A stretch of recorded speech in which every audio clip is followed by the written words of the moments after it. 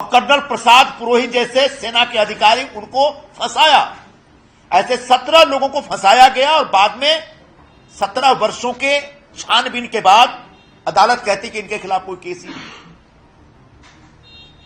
निश्चित तौर पर कांग्रेस की जिम्मेदारी बनती है, कांग्रेस के नेताओं की जिम्मेदारी बनती है कि उस पूरे प्रकरण में भगवा आतंकवाद के नाम पे जो उन्होंने इस देश में तबाही मचा रखी थी, पूरे हिंदू समाज को बदनाम करने का जो प्रयत्न कर रहे थे, साजिश रच रहे थे, उसके लिए उनको माफी मांगनी चाहिए देश से। इसी भगवा आतंकवाद की वजह से कांग्रेस पार्टी की बर्बादी शुरू हुई। आज तक वो उबर नहीं पाए। भगवा कभी भी आतंकवादी नहीं हो सकता, भगवाधारी आतंकवादी हो ही नहीं सकते। भगवा हमारी आस्था का प्रतीक है, भगवा हमारी श्रद्धा का प्रतीक है। ऐसे भगवाधारियों को आतंकवादी कहना, और जब हमने सवाल उठाया तो आप कहते हैं सनातन वाले, सनातन आतंकवाद इसका नाम दीजिए। मतलब कांग्रेस पार्टी अभी भी सुधरने का नाम नहीं ले रही, और अभी भी नहीं सुधरी तो अभी जो बर्बादी और तबाही हुई है उससे ज्यादा तबाही कांग्रेस की होने वाली है। क्योंकि इस देश का हिंदू तभी से नाराज है और आगे भी नाराज रहेगा और उनसे बदला लेगा। ऐसा मैं साफ साफ शब्दों में कहना चाहता हूं। इसलिए कांग्रेस पार्टी बाज आए और कांग्रेस के नए साथी उबाठा के लोग भी जरा बाज आए।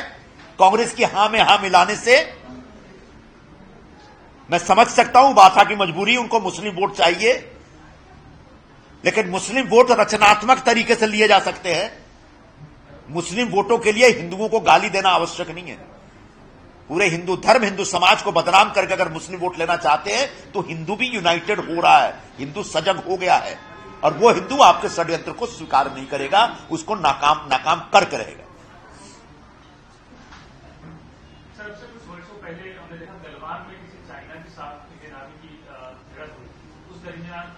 राहुल गांधी ने एक विवादित बयान किया, उन्होंने कहा था कि हमारे सिपाही पिट रहे हैं, इसलिए आज सुप्रीम कोर्ट में मामला पहुंचा और सुप्रीम कोर्ट ने कड़ी टिप्पणी करते हुए राहुल गांधी कहा है कि कोई भी जो देश प्रेमी होगा उस तरीके की समाज प्रेमी जो 4 किलोमीटर पता सवाल पूछा।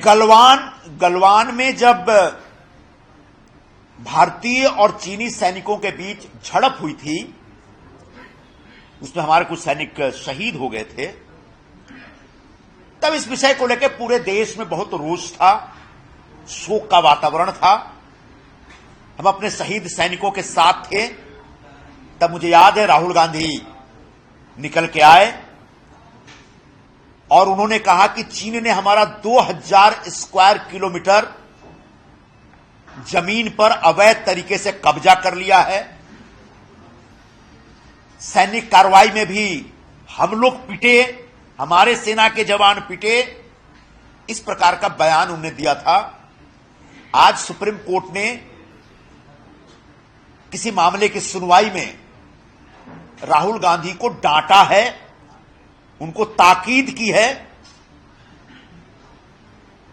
कि देश की सुरक्षा के मुद्दे पर, अंतर्राष्ट्रीय संबंधों के मुद्दे पर, भारतीय सेना के सम्मान के मुद्दे पर, या फिर भारत से जुड़े सीमाओं के विवाद के मुद्दे पर वक्तव्य देते समय तथ्यों को चेक कर लेना चाहिए। सुप्रीम कोर्ट ने पूछा है कि 2000 स्क्वायर किलोमीटर जमीन चीन ने हमारा कब्जा कर लिया, इसका कोई सबूत है आपके पास? अगर राहुल गांधी सच में विश्वास करते हैं तो डॉक्यूमेंट दिखाएं कि भारत के कौन से हिस्से में 2000 स्क्वायर किलोमीटर जमीन चीन ने कब्जा कर लिया है। और अगर उनके पास डॉक्यूमेंट्री प्रूफ नहीं है तो उनको इस देश से माफी मांगनी चाहिए।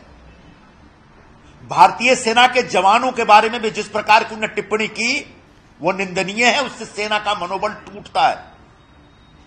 उम्मीद है सुप्रीम कोर्ट की डांट के बाद राहुल गांधी आने वाले दिनों में इस प्रकार से गैर जिम्मेदारपूर्ण बातें नहीं करेंगे।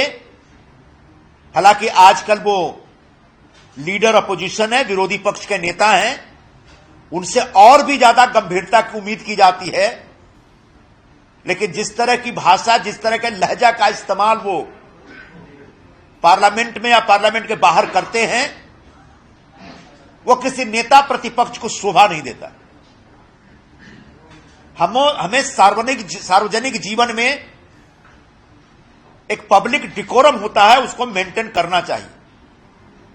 प्रधानमंत्री नरेंद्र मोदी से आपका विवाद है, वैचारिक मतभेद है, कोई दिक्कत नहीं है, वैचारिक मतभेद रख सकते हैं, लेकिन प्रधानमंत्री नरेंद्र मोदी आपके पिता की उम्र के हैं और जब उन्हें संबोधित करते हैं तो उसमें सम्मान का भाव होना चाहिए। ऐसी अपेक्षा करना कोई गुनाह नहीं है और इसमें राहुल गांधी छोटे नहीं हो जाएंगे। जिस तरीके से उन्होंने कहा कि जो ट्रंप बोलेगा वही मोदी करेगा, ट्रंप कोई भी हो, अमेरिका का राष्ट्रपति हैं, उनके बारे में जब अगर किसी प्रकार का संबोधन है तो उसमें सम्मान का भाव होना चाहिए।